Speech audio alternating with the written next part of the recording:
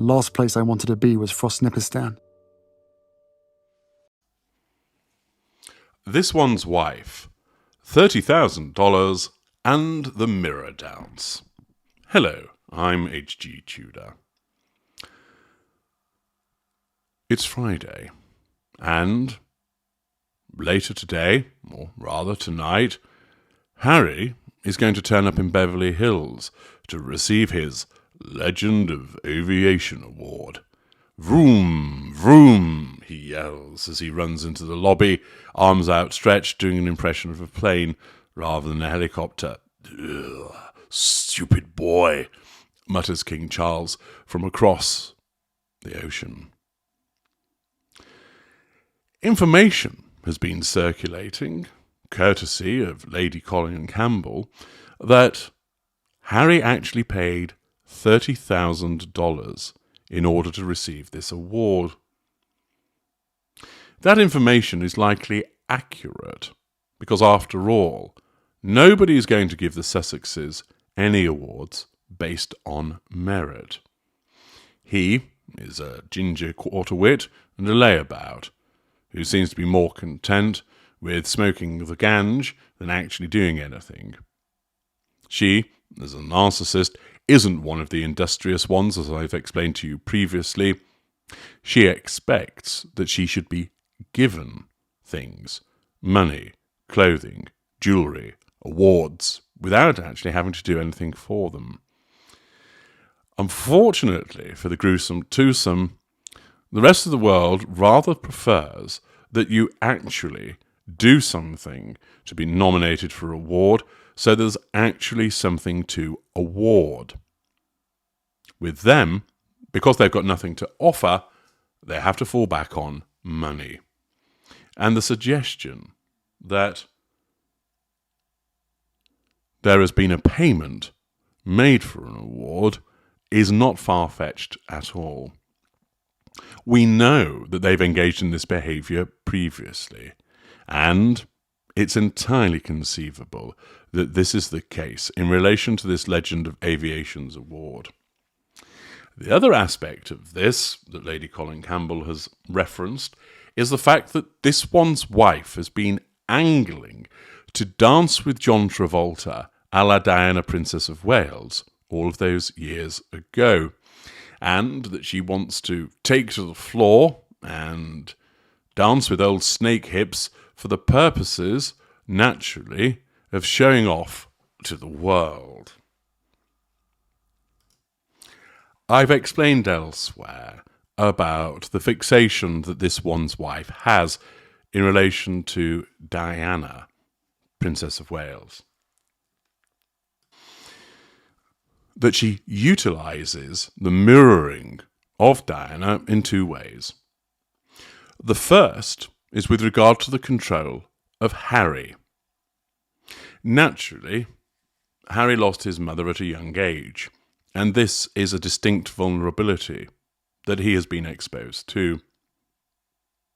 This one's wife initially would have been exhibiting false compassion, saying she understood his loss, that she understood how much it had hurt him, that it must very much weigh on his mind.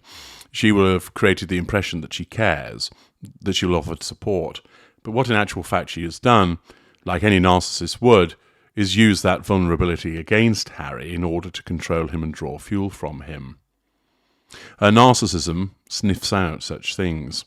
The narcissist often looks for a vulnerability in the victim, whether it's the fear of the dark, having had a poor relationship previously, a bereavement, a loss of somebody that they were close to, whatever it might be, fear of snakes, and the narcissist will at some point utilize that. During the golden period, it's done in a supportive way. Oh, I'll shield you from that particular fear, or is there some way we can deal with it together? During devaluation, of course, it'll be thrust in the face of the individual, thrown back at them, and be used to torment and torture the relevant victim. Thus, behaving in a way like Diana, dressing like her, utilising the same perfume that she wore, all of those things, the utilisation of jewellery and so forth, is done to triangulate Harry with his dead mum in order to control him. I know many people think there is something almost sick and perverse to such activity that she cosplays at Diana, but in actual fact it's just standard operating procedure for a narcissist to behave in that way, by taking a vulnerability and using it against the victim, and also mirroring an individual that is important to that particular individual as ever to get the prime aims. But she also does it because she recognises that Diana, Princess of Wales, was much loved around the world. She was hugely popular, a beautiful, glamorous princess that had cameras going off wherever she went, and was invariably splashed across the front page of newspapers and magazines on a repeated basis. She was much loved by many people. The reactions that were seen when she had died showed the outpouring of grief for her. This one's wife wants to be revered in a similar way. She wants to be viewed in a similar way to Diana, Princess of Wales, although she hasn't got a chance in hell of ever being like that, because she lacks so many of the qualities that Diana had. That's not, though, going to stop her attempting to emulate her in order to control millions of people, draw fuel from them by way of their reactions, and obtain certain residual benefits. By taking the character traits of Diana, she